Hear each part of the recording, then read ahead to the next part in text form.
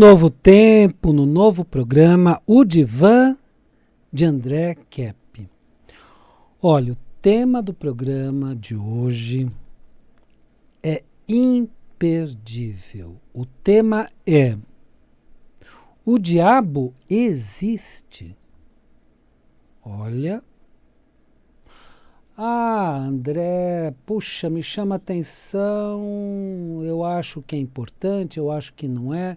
Olha, acho que é importante para todos nós, para trazer uma resposta a essa indagação que muitos nos fazemos em determinados momentos da vida. O diabo existe? E eu vou trazer a resposta tanto pela religião, quanto pela filosofia, quanto pela ciência. Fique ligado.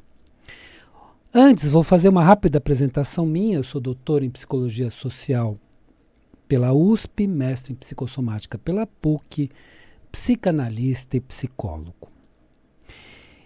E responderei justamente a pergunta: o diabo existe? Em 3 etapas. Primeiro, pela religião. Depois, pela filosofia e, na sequência, pela ciência. Bom, primeiro pela religião, citarei o Antigo Testamento da Bíblia, que corresponde à Torá. Não corresponde 100%, mas tem uma analogia, corresponde na sua maior parte da tradição hebraica ou judaica. Logo no primeiro texto, que é o Gênesis, no capítulo 3, versículo 4, o diabo é mencionado como sendo a serpente, que diz a Eva que se ela comer do fruto do bem e do mal, ela se tornará poderosa como uma deusa. Então a questão era a seguinte: de comer do fruto do bem e do mal. E vamos para uma forma de interpretar, uma hermenêutica, né? O que é hermenêutica? É a ciência da interpretação, é a forma de interpretar as coisas, né? Respeitando sempre e muito todas as demais interpretações. Então, respeito sempre e muito todas as demais interpretações, porque evidentemente que cabe muitas e muitas e muitas interpretações. Bom, qual que era a realidade humana? O homem e a mulher, ou a humanidade, viviam no paraíso, juntos com Deus, e viviam no bem supremo. Essa era a realidade humana até um determinado momento. Viviam no paraíso, com Deus, no bem supremo. Num determinado momento, inclusive histórico, o diabo os convenceu que se eles vivessem no bem e no mal, seria melhor para eles. Então, o que o Gênesis fala é que o diabo, a serpente como símbolo do diabo ou do demônio, de um ser que nós vamos falar um pouco mais daqui para frente, eles aceitaram comer do fruto da árvore do conhecimento do bem e do mal. Significa, eles viviam no bem supremo, mas eles pensaram: bom, se eu viver com os princípios do bem e do mal, eu serei como um Deus, eu serei muito poderoso. Então eles acreditaram nessa fala que o diabo, o demônio, trouxe para eles. Isso segundo o texto do Gênesis. O homem e a mulher aceitaram a sugestão do diabo e saíram do bem supremo para viverem no bem e no mal. Então eles viviam qual princípio? No paraíso, ou na era de ouro, né, como podemos chamar. Eles viviam o bem supremo, em unidade com Deus. E aí, a serpente, ou o diabo, trouxe essa tentação deles passarem a viver no bem e no mal, dizendo que eles seriam como deuses, que seriam muito poderosos. Vamos lembrar que a palavra diabo vem do grego diabolos, que significa divisor, acusador, negador ou opositor. Então é um ser que se opõe a Deus, é um ser que se opõe aos princípios divinos. E, segundo o texto do Gênesis, convenceu o ser humano a fazer o mesmo. Vamos agora para o Novo Testamento. O Novo Testamento, como vocês sabem, já é o cristianismo. E dentro do Novo Testamento nós temos o Evangelho, que é o texto sobre os ensinamentos do nosso querido e amado Mestre Jesus o Cristo. No Evangelho, o diabo é apresentado como o inimigo de Deus. É o inimigo de Deus. E como inimigo, opositor ou adversário. Mas não é só de Deus, é do ser humano também. E é isso que nós precisamos nos dar conta. Não é o inimigo de Deus, é o inimigo do ser humano. Portanto, a religião judaico-cristã se refere ao diabo como um ser existente. Então, se você for ler estes textos, Antigo Testamento, Novo Testamento, a Bíblia inteira, você vai ver sempre a descrição do diabo como um ser existente. Em momento algum eles dizem, não, é um símbolo. Não é uma alegoria, como muitos acreditam na atualidade. Sempre se fala de ser existente. Inclusive, Cristo expulsou muitos demônios de pessoas. E o nosso grande inimigo. Então não é apenas o inimigo de Deus, mas o inimigo da humanidade. A religião judaico-cristã não fala dele como uma alegoria ou um símbolo. Ele é apenas um símbolo. Não. Fala como um ser existente. E aí que eu entro numa questão muito importante. Um anjo das trevas, um anjo caído. Então, a constituição básica dele, anjo.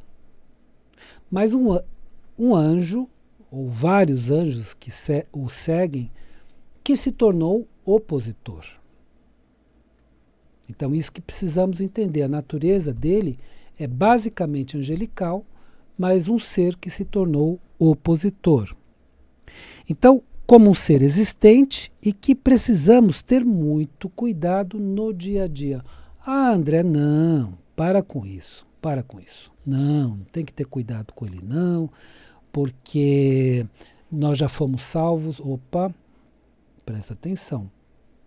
Presta atenção, inclusive, no dia a dia. Precisamos ter muito cuidado com esse ser no nosso cotidiano, porque a melhor coisa para ele é fingir que ele não existe. Aí ele age livremente. Então, um ser que é nosso inimigo, que nos prejudica, se nós não o percebermos, então é claro que ele vai se sentir mais à vontade e vai ter um resultado muito melhor.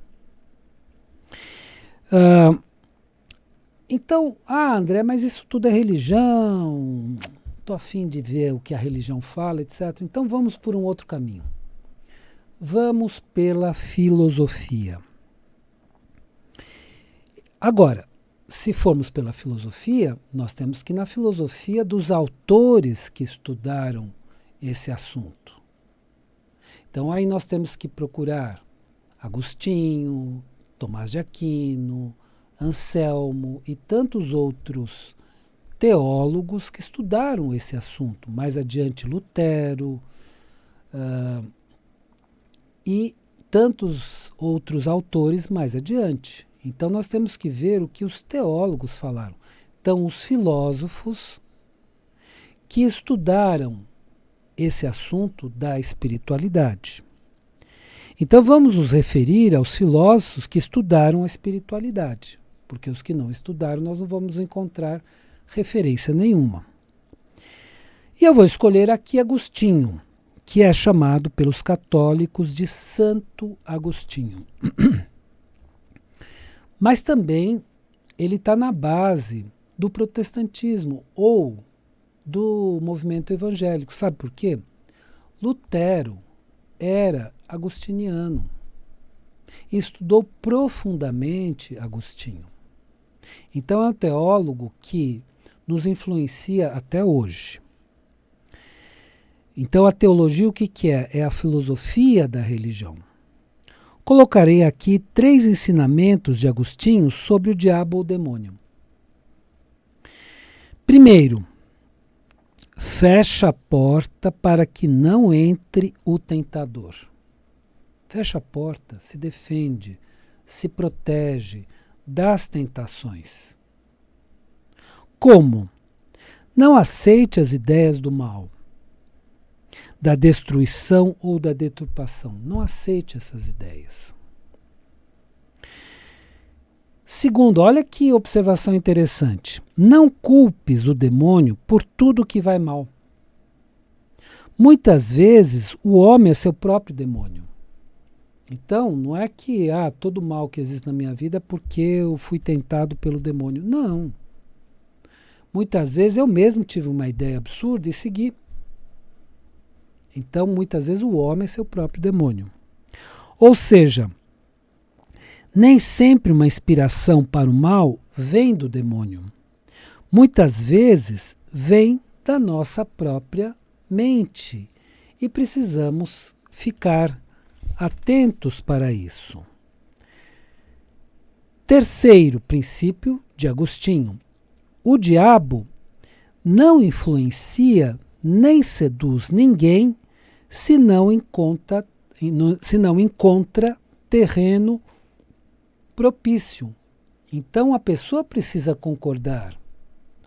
A pessoa precisa aceitar. Então vamos supor que venha uma ideia destrutiva na mente da pessoa. Se ela não concordar, se ela não aceitar, ela não vai fazer esse ato destrutivo. Vem uma ideia completamente absurda. Se a pessoa não concordar, se a pessoa não aceitar, essa ideia não vai proliferar na vida dessa pessoa.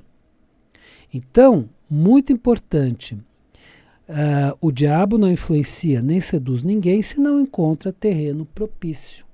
Então, nós precisamos tomar cuidado com essas ideias do mal que surgem na nossa mente. Ideias destrutivas, ideias de todos os tipos do mal. Desta forma, precisamos sempre refletir sobre as ideias e inspirações que surgem em nossa mente, no sentido de seguir o bem e rejeitar o mal. Então precisamos ter isso como algo muito importante na nossa vida. Seguir tudo que for do princípio do bem e rejeitar tudo que for do princípio do mal. E aí se você me falar assim, André, tá bom, foi interessante ver teologia, foi interessante ver a religião, a filosofia, mas eu quero ver alguma coisa da ciência. Tá bom. Então vamos falar agora, terceiro, pela ciência. Só que eu sei que muitos dirão que a ciência é materialista e que não pode estudar espiritualidade. Esse é um equívoco. A ciência é neutra e estuda todos os assuntos pelo método científico. Então tem um método científico? Então vamos estudar esse assunto. Tem método para estudar isso? Tem.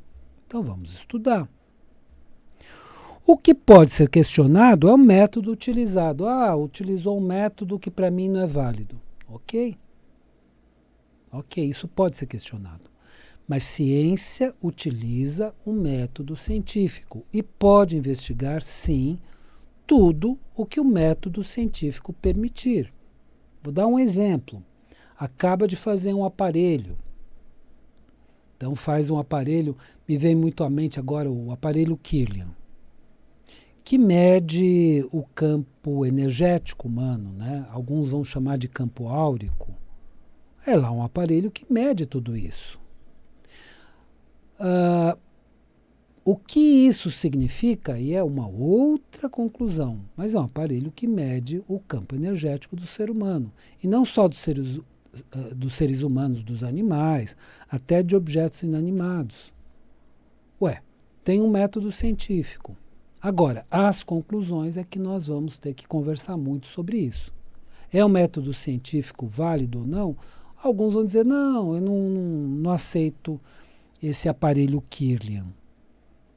Mas fato é que ele mede o campo energético. Ah, mas só isso. Tá bom. As conclusões cada um vai chegar. As próprias conclusões. Por isso, escolho aqui um método científico que, em termos de ciência, é bem recente, que é a observação das experiências de quase-morte ou EQM. E eu conheci grandes pesquisadores dessa área. Então, conheci pessoalmente uma das pesquisadoras de EQM, de experiência de quase-morte, que foi a doutora Elisabeth Kübler-Ross. Eu a conheci no 2º Congresso Mundial de Logoterapia, conversei brevemente com ela, que foi realizado na cidade de Hartford, em Connecticut, nos Estados Unidos. Então ela fez uma apresentação maravilhosa, muito instrutiva de como ela utilizou esse método. E vamos lembrar que o método é o seguinte: o pesquisador, o cientista, o médico que está ouvindo, ouve os relatos de pessoas que passaram pela morte clínica. Vamos lembrar que morte clínica atualmente é morte cerebral. No passado tinha o critério de morte cardíaca. O coração parou, a pessoa morreu. Mas muitas vezes o coração parava por uma catalepsia e a pessoa voltava a viver. Então assustava muitas pessoas e tudo mais. Hoje o critério de morte é morte cerebral. Então essa pessoa teve morte cerebral. Só que essa pessoa voltou a viver. Então, Elisabeth Kübler-Ross foi uma das cientistas, ela era psiquiatra e tanatologista. Tanatologista vem de Thanatos, que é a morte. Então, são os cientistas que estudam as pessoas que estão próximas à morte. E estudando pessoas que estavam próximas à morte, ela pôde também fazer entrevistas com pessoas que tiveram a morte clínica e voltaram a viver. Então, qual é esse método? É um método de entrevista com pessoas que tiveram a morte clínica observada clinicamente e voltaram a viver. Bom, ela já faleceu no ano de 2004 e era justamente psiquiatra, como eu disse, e tanatologista. Então, estudou a morte ou todos os fenômenos no entorno da morte, um pouco antes da morte e, inclusive, das pessoas que tiveram EQM, tiveram a morte clínica e voltaram a viver. Outros nomes de destaque na pesquisa de EQM, experiência de quase-morte, foram o Dr. Raymond Moody Jr., que escreveu o livro Vida Depois da Vida, e o Dr. Michael Sabon, que a princípio não acreditava nessas experiências, mas durante a experimentação ele mudou completamente a sua visão e passou a considerar a EQM uma experiência muito, muito válida. Nessas pesquisas de EQM, algumas pessoas relatam. O que eu vou falar é o relato de algumas pessoas. Nem todas relatam a mesma coisa. Mas algumas pessoas relatam que foram para ambientes muito pesados, escuros, pesados, com choro, etc., e encontraram seres que podem ser chamados, e foram chamados por essas pessoas, de diabos ou demônios. Então, que realmente tiveram contato com esses seres na sua experiência de quase morte. A maior parte das pessoas não tem essa experiência. A maior parte das pessoas tem experiências com outros seres e, às vezes, uma experiência mesclada. Algumas vão para esse lugar, mas depois um ser de luz os tira desse lugar e eles têm um contato com Deus, com seres de luz. Então, por isso, algumas pessoas tiveram esse contato com esses seres muito pesados, seres maléficos, que eles disseram, olha, corresponde à descrição de diabo, de demônio. São seres que têm muito ódio pelo ser humano. Ódio pelo ser humano. Por isso eles não são apenas inimigos de Deus. É um inimigo de Deus, um herói. Não é herói. Tem ódio do ser humano, principalmente. Principalmente. Então, cuidado com algumas histórias que vão por esse caminho, porque não é um herói. Não é o mito de Prometeu. Lúcifer não é o mito de Prometeu. É um mito muito diferente. Não é um herói que salvou a humanidade. Não. É um ser que odeia muito a Deus, mas odeia muito, muito, muito o ser humano. E isso que essas pessoas sentiram durante essa experiência. Quando essas pessoas voltaram de suas experiências de quase morte, EQM, elas estavam modificadas. Então muitas levaram um grande susto. Inclusive um susto de justamente ir para um lugar tão pesado. Ué, mas por que eu fui para um lugar tão pesado? Eu não merecia. Essa é a ideia que nós temos, né? Nossa, mas por que eu passei por essa experiência? Só que a pessoa não avalia os porquês. Então essas pessoas voltaram mais atentas. Bom, o que estava acontecendo comigo que eu fui para um lugar como esse? Né? Que os espíritas vão chamar de umbral, que os cristãos vão chamar de inferno. Mas por que eu fui para um lugar como esse? Né? Então elas estavam modificadas e passaram a levar muito mais a sério os assuntos da espiritualidade. Porque muitas pessoas levam na brincadeira, levam na gozação, tudo isso é uma grande piada, não existe nada disso, tudo isso é bobagem. Só que você viu, pela religião é um assunto verdadeiro, pela filosofia é um assunto verdadeiro, e pela própria ciência, dentro das experiências de EQM, é um assunto verdadeiro. Então a gente vai levar na brincadeira, na piada, ou é um assunto sério? E, pumba, a gente precisa abrir os olhos. O quanto antes, melhor. Não é assim? Então, seja pela religião, seja pela filosofia, ou seja pela ciência, temos todos os indícios de que o diabo ou o demônio existe. Olha aí. Espero que o programa de hoje tenha sido interessante para você e lembre-se, a vida é sabedoria. A cada momento entenda o seu significado. Eu desejo uma excelente semana para você e até a semana que vem.